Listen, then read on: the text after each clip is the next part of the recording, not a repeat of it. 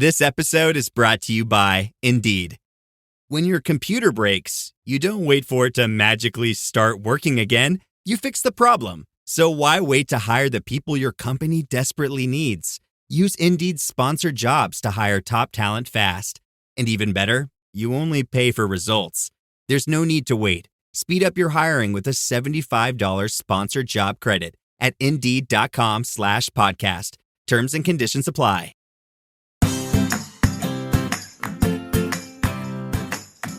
Hi, and welcome back to Realistic Sustainability. I'm Mike, and I'm here alone. Not because of Nick's fault. Our schedules are not lining up at all. And it's primarily my fault. With the whole COVID thing, we got put behind, and we almost skipped this week. But I never want to, and neither does Nick. So we did have something happen in my life, and I thought this is an opportunity to communicate it. So what I wanted to talk about was how we deal with jobs. Recently, I found myself pretty upset. I was, deeply upset. I'm not accustomed to not being good at what I do. And as of late, I really felt like I wasn't very good at what I did. I kept telling Jameson, my job might be temporary because I can't seem to do what everybody else can do. And it started to make me feel bad. Now, for those of you who've been listening to Realistic Sustainability for a while, you all know that I'm an engineer, and that job is very challenging. Even when things are going right, it still has quite a few challenges. But that isn't the only thing I've done. Obviously, I'm doing this show. Realistic Sustainability did 103 episodes, which I know I keep saying that over and over again, but we're really proud of it. And that's a lot of episodes, and we want to keep that going. But it isn't the only stuff we do either. We also have livelaunch.org, we work with Stemnetics, and as most of you know, Dabble and Dabble Gaming just opened. So I do have a lot of things going on top of the fact of being a dad of a family of 5. It is already challenging to be an engineer, but when you have hobbies like I do, it makes it even harder. I've always been able to manage my processes. It didn't matter if I was going to school, working, and balancing family. There were times that I was frustrated or struggled, but most of the time I was able to balance those things and handle all the issues that came along with it. But this year I had some serious challenges. Matter of fact, I'm not great with secrets and I don't usually share, but it was starting to affect me. It affected me in ways that I have never had before. I had created doubt if I could even do the job, that I had lost my confidence in a lot of the things I do, which led to a lot of depression and emotional concern and issues. I was very worried that I was letting my family down or letting my work team down, which I get self-conscious about anyways. I hate letting people down, which created this fear of loss of employment. It was a heavy burden, a heavy weight that I carried this year. It has created challenges in my schedule, but then over the holidays, we contracted COVID. The Christmas break for an engineer is basically from Christmas Eve through the 2nd of January.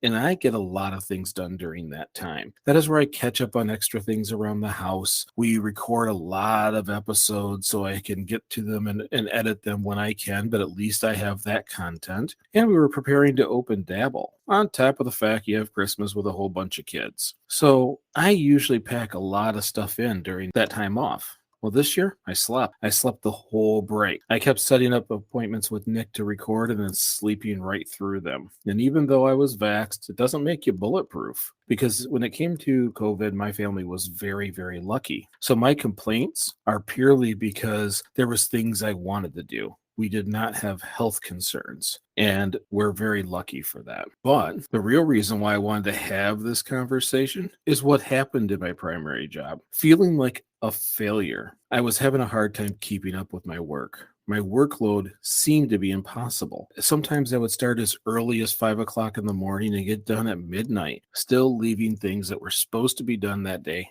on the table. That is not a great feeling. Well, now a lot of things have changed at work. We have new bosses. And with those new bosses, they start to reevaluate what everybody's doing. At that moment, I started to worry. I wasn't keeping up. And when they really go to evaluate me, it wasn't going to be pretty. What they found was, statistically, because of course we're engineers, everything should be quantified, was that I was currently attempting to do the job of 3.6 engineers. So not only was I wanting to do all these extra things, the kindness projects, Dabble, this show, all these other projects, I was heavily overloaded at work. The workload was nowhere capable of being done. You almost needed 4 people to do it. So not only to have a family of 5, a show, a bunch of websites, a community program, STEM classes, building a new business, but my professional workload was at 3.6 employees. I was sent this message by my team lead, and I got to tell you,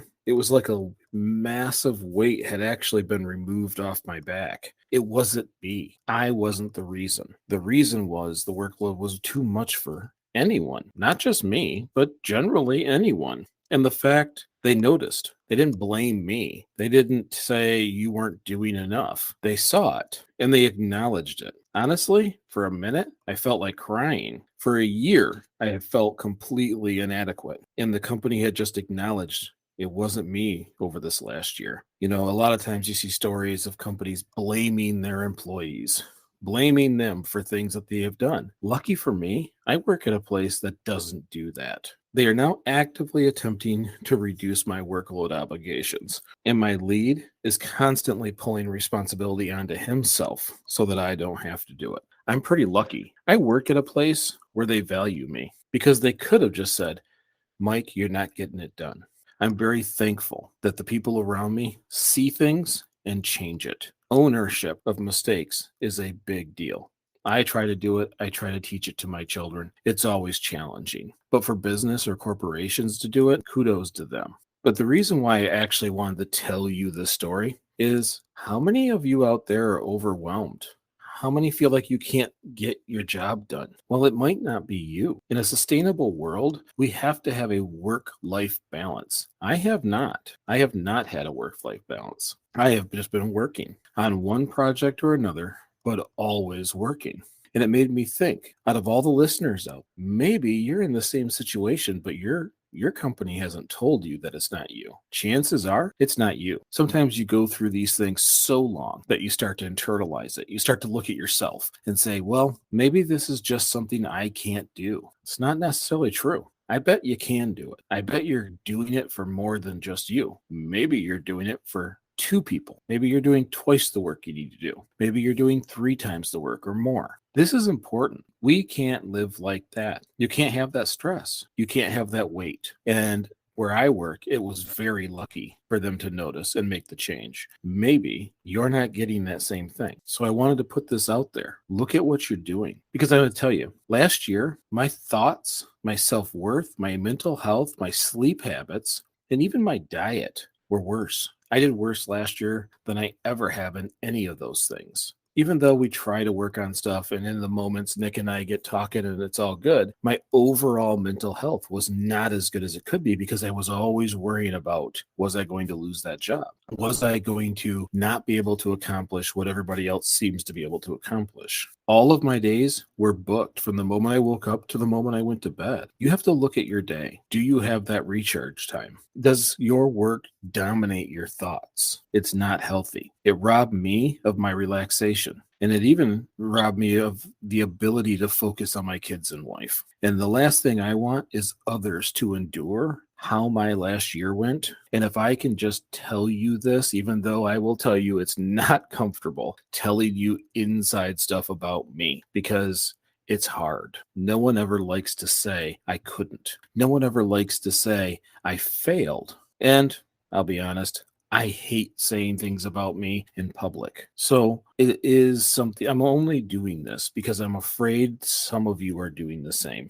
And what if no one tells you? What if you have to do that for 2 years? What if you have to do that for 4 or 5, or you've done it your whole career? It's not healthy. In today's world, we need to do more for us. I know we have to have jobs. In today's society, we have to have a job. And without a job, you can't pay your bills. And we can't function in today's society. And for me, without the job, not only could I not do my normal things, but Jameson and I couldn't help as many people as we do or do the programs that we do. A lot of times we just subsidize it. We pretty much pay for most of the podcasts, the advertising, and almost every program we do. We couldn't do that if I wasn't working. Don't get me wrong. It's good to have ownership. It's good to have pride in what you do, but it does not define us. We are not what we do. unless you're talking about the kindness and the actions and that stuff. You are not your job. If you have a fantastic job, it doesn't make you a better person. Your actions make you a better person. So we have to remember that. The job, well, the job trades money for our time. And from us, we're trading hours of our life for income so that we can do things on the rest of the hours that we want to. We need to quit feeling like the job is the primary. We are just there to get the resources to do the things we want to do in life. I'm there because I like the challenge. I like the guys I work with and the gals I work with.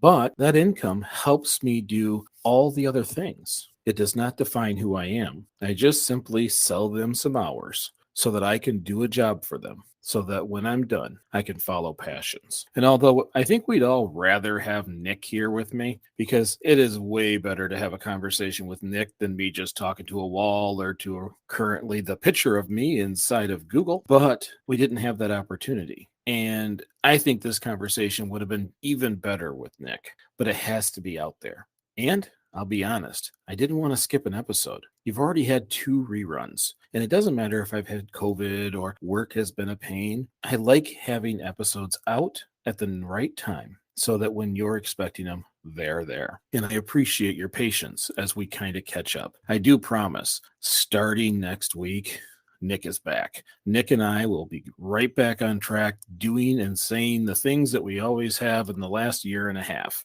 which will make me happy because I got to tell you, I've missed the guy. And we've got a handful of shows written that I think you'll really enjoy. See, we're lucky. Even though I was having trouble and had to put out reruns, I got comments on reruns. People were excited to rehear them and talk about how different they are from today's episodes. I got lots of comments. It was actually kind of fun. Not only that, listenership actually went up. So we're still getting people listening to all these episodes. We, Nick and I, and the rest of the team at Realistic Sustainability are really quite lucky. And we do appreciate everybody out there who's taken the time to check on us or just continue to listen.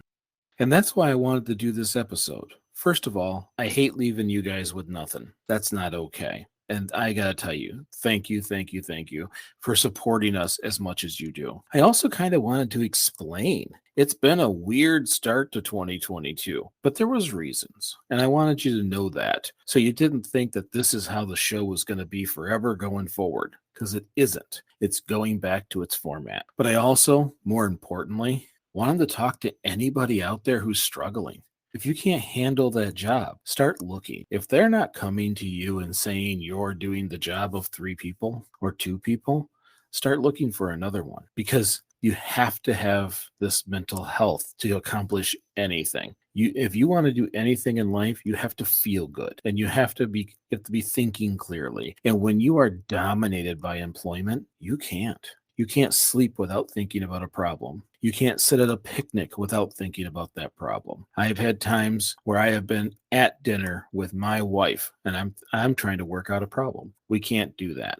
Work gets its time. They pay for it. It's well defined. We get the rest because life is finite. And as far as I know, we only get one. So it's very, very important that we take the time to enjoy the one we have. And that's really all I have this week. I just wanted to get that message out, a minor explanation, not an excuse, just an explanation. So thank you so much for listening. If you like this episode, share it with a friend or post it on social media. If you want to help support Realistic Sustainability, you can become a monthly sustainer on our Anchor site, or if you go to greeningyourlife.org, you can find it there. People are doing it for less than $1 a month. We greatly appreciate each and every one of you who do that.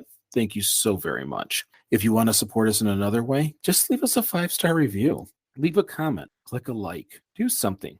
Interact, showing those companies that we are someone that you're listening to. Click the follow button. Anything that might help. That helps us get into all the search engines. So when someone types in sustainability, we might even pop up in the first few. Then when they click on it, it's your kind words that they pay attention to. That gives us the shot. So if you get an opportunity, leave that review. We greatly do appreciate it. Thank you all for hanging in there with us and listening to Realistic Sustainability, even while we work through this beginning of the year problem. We greatly appreciate it. And honestly, I'm honored. And remember, we're just getting together to get a little bit better each week. Little bit, big bit. Thanks again. I'm Mike.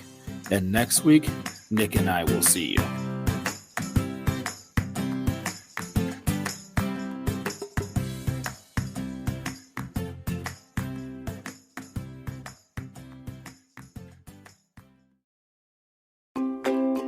Learning should always be fun.